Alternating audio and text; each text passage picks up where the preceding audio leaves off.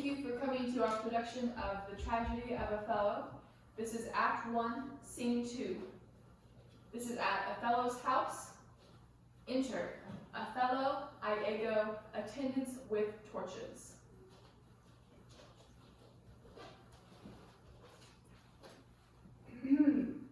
Though in the trade of war I have slain men, yet do I hold it very stuff o' the conscience to do no contrived murder.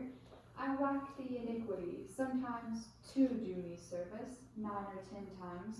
I had thought to have yerked him here under the ribs. 'Tis better as it is.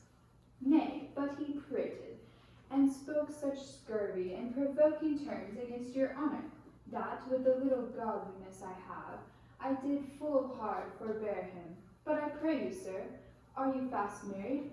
Be assured of this, that the magnifico is much beloved, and hath in his effect a voice potential as double as the duke's. He will divorce you, or put upon you what restraint and grievance the law, with all his might to enforce it on, will give him cable. Let him do his spite.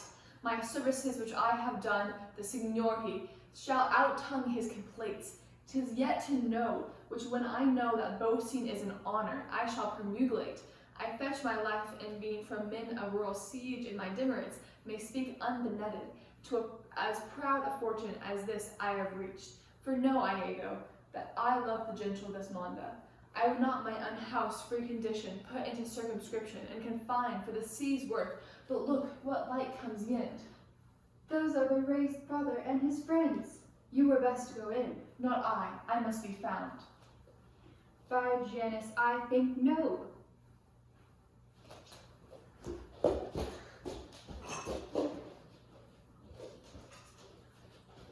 You're not entering it. You're not entering it. Okay. You're not entering it. You're not entering it. You're not the officer. You're just the officers. Oh, sorry. Oh, wait. Wait, you need to go back over there. The Duke does greet you, General, and he requires, no, the servants of the Duke and my lieutenant, the goodness of the night upon you, friends. What is the news? The Duke does greet you, General, and he requires your post-haste appearance, even on the instant. What is the matter with you? Something from Cyprus. As I may divine, it is a business of some heat. The galleys have sent a dozen secret messengers this very night at one another's heels, and many of the councils raised in net are at the Duke's already.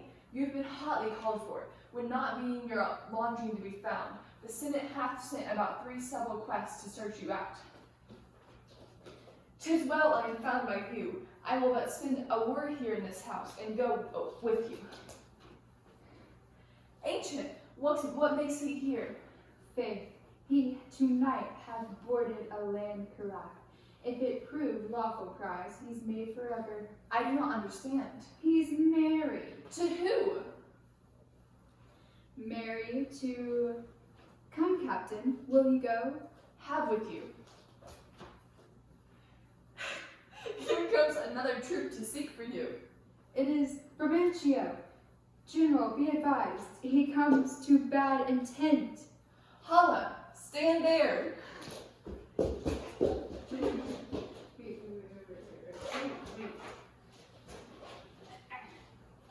See, wait.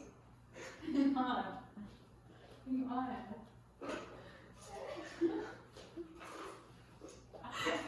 that yet. Okay, yeah. Signor, it is the Lord. Signor, it is the Lord. Down with him, thief! Oh, crap. Get your butt up here.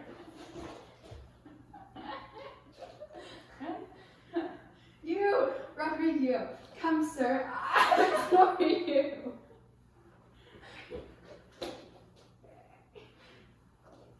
Keep up your bright swords, for the dew will rust them. Good Signor, you shall more command with years than with your weapons. O thou fool thief, where hast thou stowed my daughter? Damned as thou art, thou hast enchanted her. If she in chains of magic were not bound, whether a maid so tender, fair and happy, so opposite to marriage that she shunned the wealthy curled darlings of our nation, would ever have to incur a general mock, run from her guardage to the sooty bosom of such a thing as thou, to fear not to delight. Judge me the world, if 'tis not gross incense that thou hast practiced on her with foul charms, abused her delicate youth with drugs or minerals that weaken motion. I'll half disputed on it. 'Tis probable and palpable to thinking. I therefore apprehend and do attach thee for an abuser of the world, a practicer of arts inhibited, and out of warrant lay hold upon him. And if he do resist, subdue him to his peril. Hold your hands, both of you, my inclining, and the rest. Were it to my cue to fight, I should have known it, without a prompter. Where will you go that I go to answer this your charge? To prison, till fit time of law and course of direct session call thee to answer. What if I do obey? How may the Duke be therewith satisfied? Whose messengers are here about my side, upon some present business of the state, to bring me to him? 'Tis true, most worthy Signor. The Dukes in council, and your noble self, I am sure, is sent for. How, the Duke in council? It is that time of the night. Bring him away. He is not an idle cause. The Duke himself, or any of my brothers of the state, cannot but feel this wrong as it were their own. For if such actions may have passage free, bond slaves and pagans shall be our statesmen.